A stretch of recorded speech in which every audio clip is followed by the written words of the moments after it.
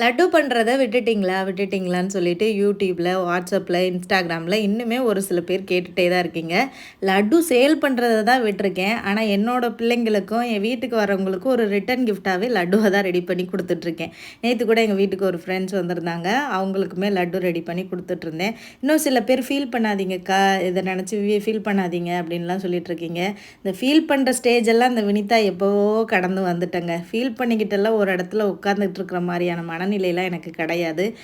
ஒரு விஷயம் நம்ம லைஃப்பில் நடக்குது, ஒரு விஷயம் பண்ணும்போது நமக்கு அது தடைப்படுதுன்னா, அதே இடத்துல ஃபீல் பண்ணிட்டு உட்காந்துட்டு இருந்தோம்னு வைங்களேன், அதே இடத்துல தான் உட்காரணும்.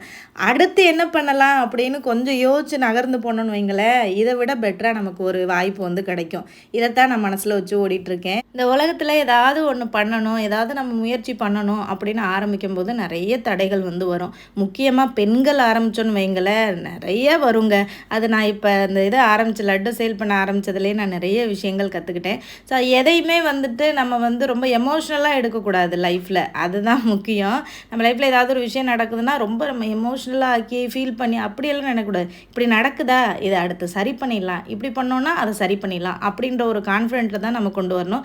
ஸோ நான் அப்படி தான் நினச்சிட்ருக்கேன். அதனால் நான் ஃபீல் பண்ணுறேன்னு சொல்லிவிட்டு யாரும் நீங்கள் வந்து ஃபீல் பண்ணாதீங்கன்னு மெசேஜ் பண்ணாதீங்க. ஸோ எனக்கு நல்லது நினச்சி தான் நீங்களும் மெசேஜ் பண்ணுறீங்க. சரி, நிறைய பேர் வாட்ஸ்அப்பில் இனிமேல் கேட்குறனால ஒரு கிளாரிஃபிகேஷனுக்காக இந்த வீடியோவில் வந்து நான் ஷேர் பண்ணுறேன். நேற்று ஒரு ஃப்ரெண்ட்ஸ் ஃபேமிலி வந்து வீட்டுக்கு வந்திருந்தாங்க. அவங்களுக்கும் சேர்த்து தான் மதியம் லஞ்ச் வந்து சமைச்சிருந்தோம். நண்டு வாங்கிட்டு வந்திருந்தோம். நண்டு கிரேவி, அதுக்கப்புறமா வந்து ஃபிஷ் ஃப்ரை, அப்புறம் சோறு, அப்புறம் லட்டு அவங்களுக்கு ரெடி பண்ணேன். நிறைய சமைக்கலான்னு தான் பிளான் பண்ணியிருந்தேன். பட்டு மார்க்கெட் போயிட்டு எல்லாம் வாங்கிட்டு வந்து லஞ்சுக்குள்ளே நிறைய என்னால் சமைக்கவே முடியல, டைமே இல்லை. ஸோ யாராச்சும் இந்த மாதிரி பிஸ்னஸ் ஸ்டார்ட் பண்ணும்போது நிறைய உங்களுக்கு பிரச்சனைகள் வந்துச்சுன்னா சோர்ந்து மட்டும் போய் உட்காராதீங்க. அடுத்து என்ன பண்ணலாம் அப்படின்றத யோசித்து கடந்து போங்க. ஸோ நான் கொடுக்குற ஒரு சின்ன அட்வைஸ் அதுதான். ஏன்னா நான் வந்து நிறைய லேர்ன் பண்ணிக்கிட்டேன் இந்த பிஸ்னஸ்லையே. கண்டிப்பாக இந்தியா வரும்போது திரும்ப இந்த லட்டுவை எடுத்து பண்ணுறோம். யாரெல்லாம் என்கிட்ட லட்டு வாங்குவீங்க அப்படின்றத கமெண்ட்டில் வந்து ஷேர் பண்ணுங்கள். சப்போர்ட் பண்ணுறவங்களுக்கு ரொம்ப நன்றி.